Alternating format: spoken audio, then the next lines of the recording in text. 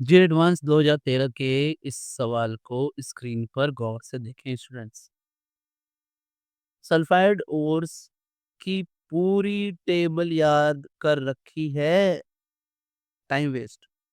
जे advance 2013 का ये PYQ रटने वालों के लिए नहीं, एलिमिनेशन मास्टर्स के लिए है। देखो कैसे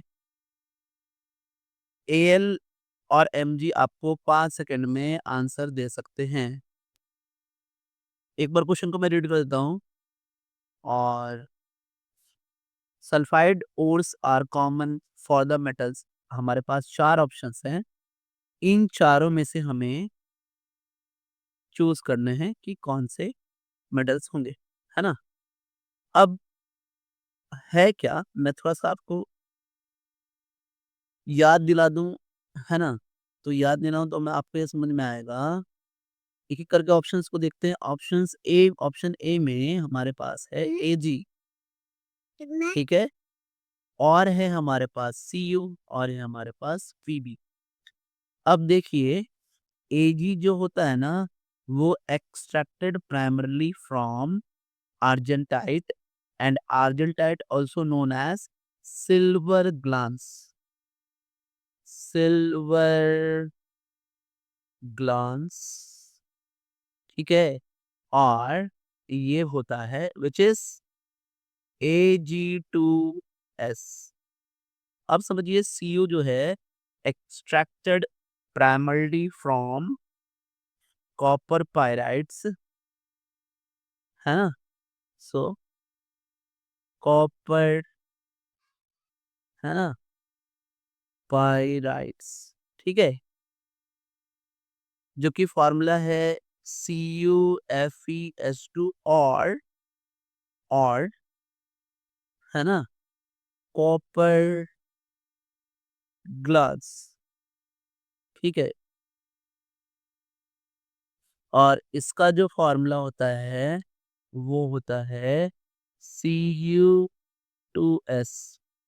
अब जो Pb है it is extracted mostly from galena, and galena भी जो है वो भी एक सल्फाइड और है ना? सो एक्सट्रैक्ट फ्रॉम गेलेना जो कि है PbS। अब समझिए कि हमने यहाँ पर ये देखा, तो आखिर कैसे नेचुरली सल्फर से ये बॉन्ड होते हैं अर्थ क्रस्ट में। इसके पीछे एक थ्योरी है जिसको बोलते हैं HSAB, है ना? इसका मीनिंग क्या होता है? अभी हमारा जो सॉफ्ट बेस है वो S2- जो सल्फाइड है ना, वो एक सॉफ्ट बेस होता है ना? Sulphur is a large highly polarised highly polarised, ठीक है, एटम और low electronegative with low electronegativity होता है ये, है ना? Low electronegativity. और जो HSAB टर्म है इसके लिए, HSAB टर्म, वो HSAB टर्म है classic soft base, soft base, समझ रहे हो? ये एक सॉफ्ट बेस है। अब जो हमारे पास है AG and CU and PB, ये हेवियर ट्रांजिशन एलिमेंट्स हैं, हेवियर है, हेवियर है transition and post transition metals हैं, पोस्ट ट्रांजिशन मेटल्स, ठीक है। तो ये जो पोस्ट ट्रांजिशन मेटल्स है ना, तो ये क्या करते हैं, इनके पास they have low charge densities and highly polarizable d electron clouds. और ये सॉफ्ट एसिड जैसा बिहेव करते हैं, बॉर्डरलाइन एसिड, है ना? सॉफ्ट एसिड जैसा बिहेव करते हैं। अब आप इस बात को समझो कि सॉफ्ट एसिड और सॉफ्ट बेस के बीच में जो कंपाउंड बन सकता है, और बहुत इन्हीं में ही बहुत अच्छा कंपाउंड बन सकता है। यही रीजन है कि ये सल्फाइड बनाते हैं, है ना? यही रीजन है कि ये सल्फाइड बनाते हैं। ठीक है? तो ये एक्चुअली क्या है? तो ये एक थर्मोडायनामिक मैच है। ठीक है? According to according to thermodynamics, ठीक है? थर्मोडायनामिक्स, अकॉर्डिंग टू थर्मोडायनामिक्स, ठीक है? होता ये है कि कंपाउंड जो बनता है, वो बनता है एक, समझ गए? थर्मोडायनामिक्स बनता है soft base and and soft acid के बीच में।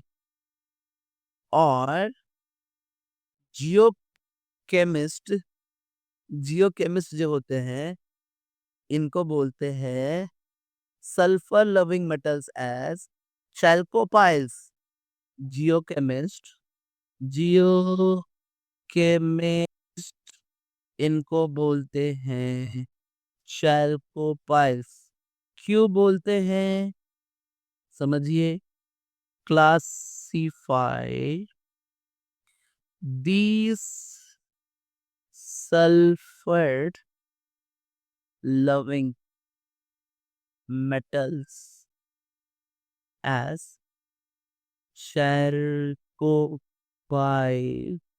ठीक है? ऐसा है। अब यहाँ पर आगे की बात भी समझे। हालांकि हमारा आंसर तो यहाँ पर सिर्फ और सिर्फ ए है। अब आगे की बात ऐसी है कि जो हमारा एमजी होता है, नेक्स्ट ऑप्शंस को देख के, अगर कि हमारे पास यहाँ पर सेकंड ऑप्शन जो है वो है एमजी, ठीक है, एंड एएल, है ना?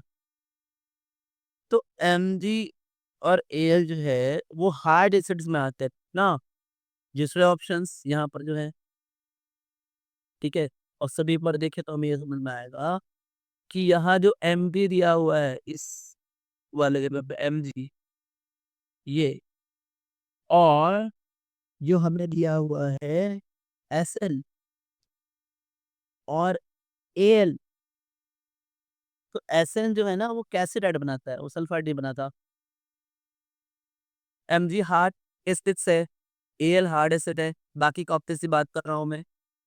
तो अदर्स जो हैं, वो अदर्स के हिसाब से यहाँ पर हमारा जो ऑप्शन आएगा वो ऑप्शन ओनली ए होगा।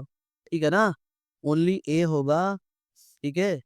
तो मैं यहाँ लिख देता हूँ कि MG and AL are hard acids, और एक बच गया एसएन, जो कि है हमारा कैसेटराइट होता है, ये सल्फाइड नहीं बनाता, एसएनओ। तो हमारा फाइनल जो आंसर है वो है क्या? It is A only. So thanks for more